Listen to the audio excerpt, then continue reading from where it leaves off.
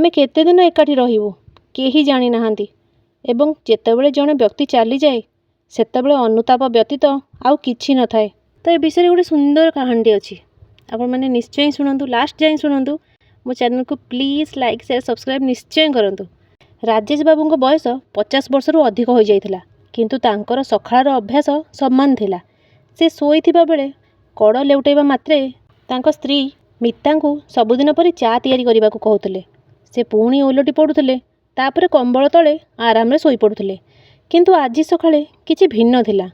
किछि समय अपेक्षा करिबा परे मध्य चार कौनसी चिन्ह नथिला। आश्चर्यर सहित से पुणी डाकिले। कौनसी प्रतिक्रिया न मिलिबारु राजेश बाबू असहज अनुभव कले। सी उठी पड़ी लाइट जालिले एवं मिता को हलैले किंतु एथर मिता हलिले नाही। भୟରେ तांको हृदय स्पंदित होईगला। से झरका स्क्रीन टाणी देखिले जे मिता गोटे पार्श्वरे चुपचाप निर्जीवा होई पड़िछंती। राजेश बाबू को यह सह्य करने को बहुत कष्टकर लगिला। लोक माने तांको चारि पाखरे जमा हेबाकु लागिले एवं तापरे मितार अंतिम संस्कार करागला। परवर्ती सप्ताहटी राजेश बाबू पई एक अंधकार परी बीतीगला। तांकर एकमात्र पुओ थिला जी एबे अमेरिका रे रहुथिला। से फेरिबा परे तांको पुओ तांको बापा को तांको सहित आसीबाकू कहिले। राजेश बाबू राजी हेले किंतु तांको मन मितार स्मृति रे हजिगला। से एबे प्रत्येक मुहूर्त रे मितांको उपस्थिति अनुभव करुथिले। से तांको पई बहुत यत्नवान थिले किंतु से एहाकू केबे प्रशंसा करनथिले। से प्रत्येक छोट छोट कथारे तांको दोष खोजुथिले एवं केबे तांको प्रशंसा करुनथिले।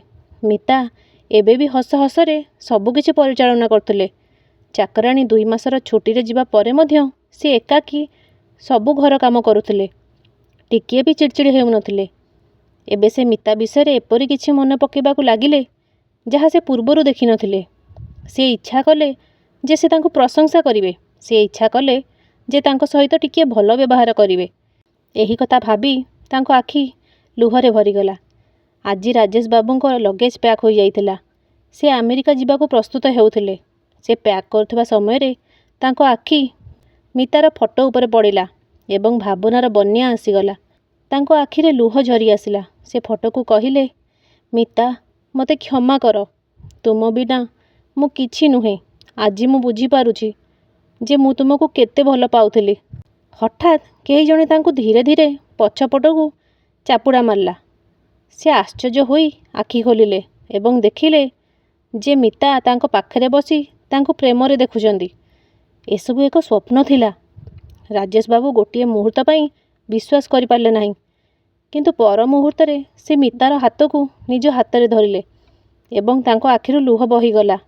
तांको मुहरु केवल गोटे कथा बाहरी आसिला, मु तुमको भल पाए मिता, मु तुमको बहुत भल पाए। आउ मिता केवल लुह भरा आखिरे तांको चाही रहिथिले जेपरी से मध्य एही मुहूर्त को अपेक्षा करथिले।